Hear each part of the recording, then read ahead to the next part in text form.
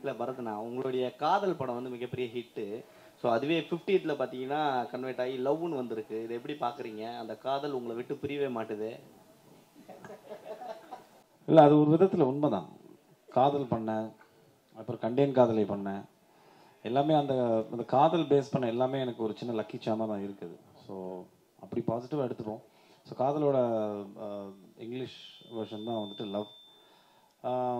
அதில் வந்துட்டு ஸ்கூல் டைமில் லவ் பண்ண 2 பேரோட ஒரு கதை. இது கல்யாணம் ஆனதுக்கப்புறம் 2 பேருக்குள்ளே இருக்கிற கதை தான். பட் ஒரு பாசிட்டிவான ஒரு சைனாக தான் பார்க்குறேன் இதை.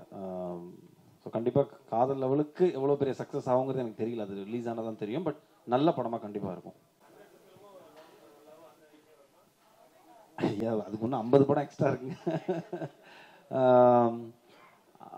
100th ஃபிலிம்னா இன்னும் ஒரு 10 வருஷம் கணக்கு வைங்க. அந்த டைமில் லவ் பண்ணுற மனநிலைமையில் நான் இருப்பேனான்னு தெரியல.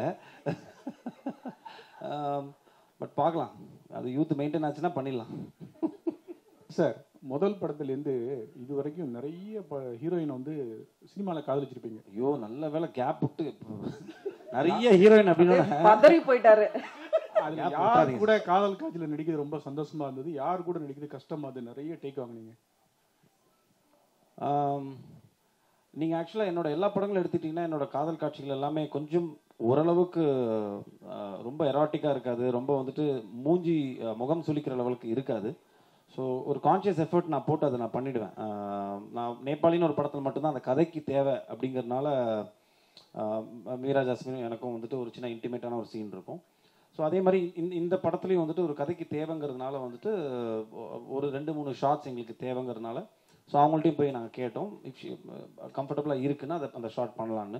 ஸோ பட் எனக்கு தெரிஞ்சு காதல் காட்சிகள்லாம் ரொம்ப ரெகுலரான ஒரு அழகான ஒரு பொய்டிக்கான காதல் காட்சிகள் தான் இருக்கும். இப்போ நீங்கள் கேட்குற கேள்விக்கு எந்த ஹீரோயின் கேட்குறீங்க? புரியுது, மைண்ட் வாய்ஸ் கேட்டுச்சு. நான் என்ன கேட்டுட்ருக்கேன், இவர் என்ன பதில் சொல்லிட்டு இருக்காருன்னு. எனக்கு ஐ ஃபெல்ட் அப்படி எதுவுமே இல்லைங்க. நம்ம அவங்களோட பழகிற விதத்தில் தான் இருக்குது. அந்த ஒரு அண்டர்ஸ்டாண்டிங், அந்த கெமிஸ்ட்ரி நம்மளுக்கு ஆட்டோமேட்டிக்காக க்ரியேட் ஆகிடுச்சுனாலே ஆட்டோமேட்டிக்லி இருக்கும். எனக்கு தமன்னாவோட ஒர்க் பண்ணும்போது I felt very comfortable working with. அந்த படத்தில் காதல் காட்சிகள் பார்த்திங்கன்னா ரொம்ப சிம்பிளாக தான் இருக்கும். அண்ட் மீரா ஜாஸ்மின் கூட எனக்கு ரொம்ப இதாக தான் இருந்தது. Very flexible actress. And of course Vani கூட ஒர்க் பண்ணும்போதும் ரொம்ப இதாக தான் இருந்தது. வாணி போஜன், நீங்கள் அரசியலுக்கு வரப்போகிறதா ஒரே பேச்சாக இருக்க, உண்மையாக நிறைய அந்த மாதிரி ஐடியா எது இருக்கா? அவங்க பேட்டிலெல்லாம் நிறைய சொல்லியிருக்காங்க இந்த விஷயம்லாம். சரி சார், வந்துடுறேன் சார். எப்போ வரீங்க? இப்போதைக்கு படம் நடிச்சிட்டு இருக்கேன், அதுக்கப்புறமா வரேன் சார். அவங்க ஏதோ கலாய்க்கிறாங்க எல்லாருமே. இல்லை சார்,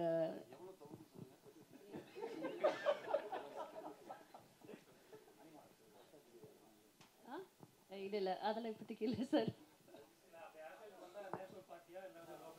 ஐயோ சார், ஒரே நிமிஷம் சார். ஐடியா இல்லைங்க. விஜய் சாரும் வராரு, அவங்க கூட வருவீங்களா? கிடச்சிதா? கண்டென்ட் கிடச்சிதா?